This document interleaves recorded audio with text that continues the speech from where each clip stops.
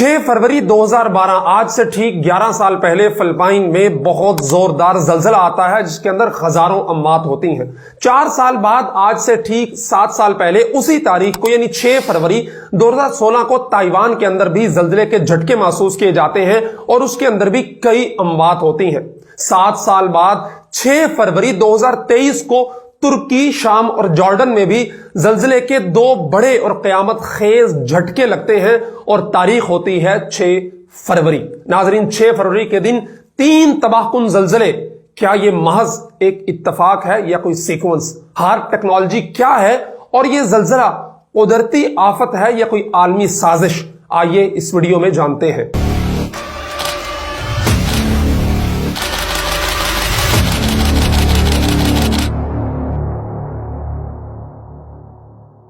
अस्सलाम वालेकुम नाजरीन, मैं हूं उमर खान यासर और आप देख रहे हैं फोकस मीडिया। अगर आप हमारी वीडियो चैनल को सब्सक्राइब किए बगैर देख रहे हैं तो बराए मेहरबानी इसको सब्सक्राइब कर लीजिए।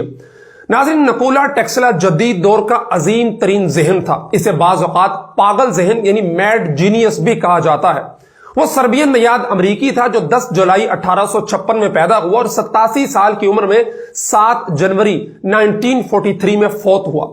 उसने रोजमर्रा इस्तेमाल की कई टेक्नोलॉजीज मसलन एसी करंट, रेडियो और एक्सरे इजाद किए। उसकी इजादात और दरियाफ्तों ने मौजूदा दौर की रेडियो और वायरलेस कम्युनिकेशन की बुनियाद डाली। उसने तारों के बगैर बिजली की तरसील का निजाम दरियाफ्त किया जिसे मौत की शुआ यानी डेथ रे का नाम दिया गया। उसके मरने के बाद उसकी इजादात और दरियाफ्तों में मजीद पेशरफ्त की गई। उसने 6 पाउंड का एक ऐसा आला इजाद किया जिससे उसने स्टील की एक बहुत बड़ी इमारत को हिला दिया और एक बहुत बड़े पुल को इर्तिआशात में डाल दिया जैसे जलजला हो।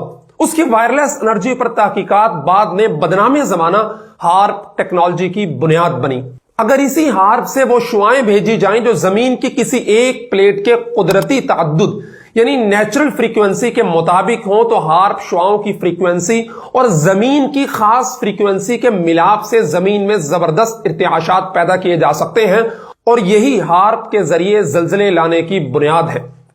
नाज़रीन, तुर्की में हालिया जलजले के बाद पूरी दुनिया के अंदर यह शोर हो रहा है कि यह जलजले टेक्नोलॉजी से मसनूई तौर पर किए गए हैं ताकि तुर्की में बड़े पैमाने पर तबाही लाकर तुर्कों के यूरोप में बढ़ते हुए इन्फ्लुएंस को कम किया जा सके और उसकी मुआशी निजाम पे एक ज़रब लगाई जा सके। इस सारी वारदात के साथ हार्प टेक्नोलॉजी का जिक्र तवातुर से हो रहा है। आइए अब जानने की कोशिश करते हैं कि हार्प टेक्नोलॉजी क्या है और आखिर में बताएंगे कि तुर्किया में आने वाला जलजला कुदरती है या फिर मसनूई। सारे मामले को समझने के लिए आखिर तक वीडियो देखिएगा। नाज़रीन, HAARP high frequency auroral research programme का मुखफ़्फ़ है। यह प्रोजेक्ट अमरीकी फिजाइया, अमरीकी navy, university of Alaska, defence advance research programme नामी अमरीकी इदारों ने अमेरिका में फंड किया था, जिनके पीछे उन्हीं शैतानी खुफिया तंजीमों का हाथ है जिनका जिक्र आप अक्सर सुनते रहते हैं। और ये दज्जाली खुफिया तंजीमें मजीद बड़े बड़े इदारे और खुफिया तंजीमों को चलाती हैं और ऐसे बेशुमार तजुर्बे हमेशा करती रहती हैं जो उनके दज्जाली मकासद को पूरा करने के लिए काम आते रहते हैं। और इसी हार्प टेक्नोलॉजी का तज़किरा मुफ्ती अबू लुबाबा शाह मंसूर ने अपनी मारूफ किताब दज्जाल कब कौन कहां के अंदर भी किया है। नाज़रीन, हार्प टेक्नोलॉजी का सबसे मशहूर स्टेशन लगूना अलास्का में वाक़ है। यह जगह अमेरिका फिजाइया की थी जिसे हार्प टेक्नोलॉजी के एंटीनाज लगाने के लिए मुख्तस किया गया।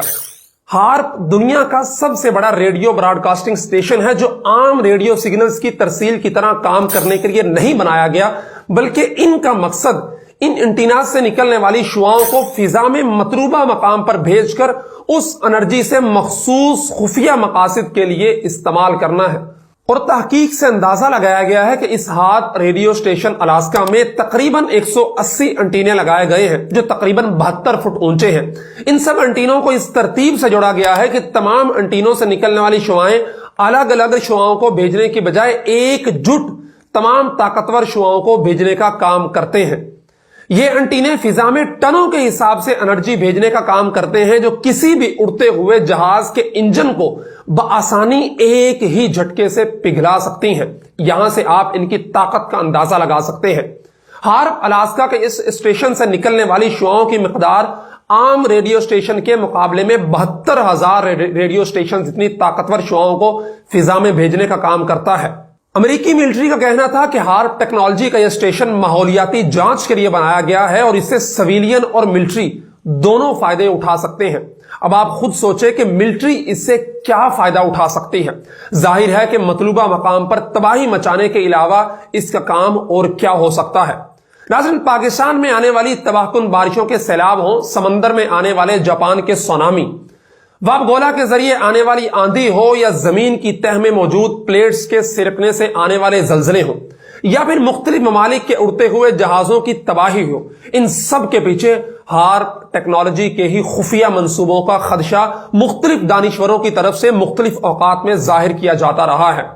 आजकल जंगें सिर्फ बंदूक और टैंकों से नहीं लड़ी जा रही, बल्कि टेक्नोलॉजी का इस्तेमाल करके ऐसे हथियार तैयार किए जा रहे हैं जिनसे बड़े पैमाने पर तबाही फैल सकती है और किसी को कानो कान खबर नहीं होती। इस टेक्नोलॉजी के जरिए आलमी कुव्वतें अपनी फौजें किसी मुल्क में उतारे बगैर और बाज़ाब्ता जंग शुरू किए बगैर सिर्फ टेक्नोलॉजी के जरिए किसी भी मुल्क का इतना नुकसान कर सकती हैं कि वह मुल्क आने वाली कई दहाइयों तक तरक्की की रफ्तार में सुस्त हो जाता है। नाजरीन, 6 फरवरी को तुर्किया में आने वाले हालिया जलजले के पीछे कुदरती आफत थी या फिर हार्प टेक्नोलॉजी का इस्तेमाल, इसकी अभी तक किसी भी किस्म की कोई ठोस रिपोर्ट तो नहीं आई, लेकिन दानिश्वरों की तरफ से और मुख्तलिफ इदारों की जानिब से इस बात का कभी इम्कान जाहिर किया जा रहा है कि रेस्क्यू ऑपरेशन तमाम होने के बाद तुर्किया इस पर तहकीकात करेगा और अगर कोई बैरूनी हाथ इस वाक़े में मुलव्वस हुए तो वह जल्द बेनकाब हो जाएंगे। वीडियो देखने के बाद आप यह बताइए कि आपने इससे क्या सीखा और आप इन तमाम कुदरती आफात के पीछे किसका हाथ समझते हैं। क्या यह कुदरती आफात थी या फिर सोची समझी साजिश।